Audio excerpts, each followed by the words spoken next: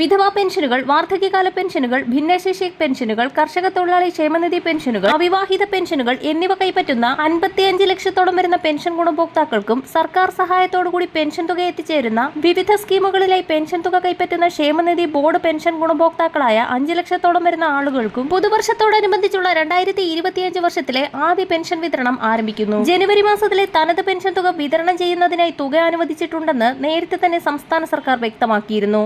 എന്നാൽ പെൻഷൻ വിതരണവും ഇതോടൊപ്പം തന്നെ 4 മാസത്തിൽ കുടിശ്ശികയായിരിക്കുന്ന സാമൂഹ്യ സുരക്ഷാ പെൻഷൻ തുകയിലെ ഒരു ഗഡു കൂടി അനുവദിക്കുമെന്നുള്ള സന്തോഷ വാർത്തയാണ് ഇപ്പോൾ പുറത്തു വന്നിരിക്കുന്നത്. പുതുവത്സരത്തിൽ സംസ്ഥാനത്തിന് 3330 കോടി രൂപ കൂടി കേന്ദ്രത്തിന്റെ ഭാഗത്തു നിന്നും അനുവദിച്ച സാഹചര്യത്തിലാണ് ഫെബ്രുവരി മാസം 7-ാം തീയതി വരാൻ പോകുന്ന ബജറ്റിന് മുന്നോടിയായി പെൻഷൻ തുകയും ഒരു ഗഡു കുടിശ്ശികയും നൽകുന്നതിലേക്കായി സംസ്ഥാന സർക്കാർ തിരക്കിട്ട നീക്കം ആരംഭിച്ചത്. നികുതി ഇനത്തിൽ 1,73,030 കോടി രൂപയാണ് കേന്ദ്ര സർക്കാർ സംസ്ഥാനങ്ങൾക്ക് അനുവദിച്ചിരിക്കുന്നത്.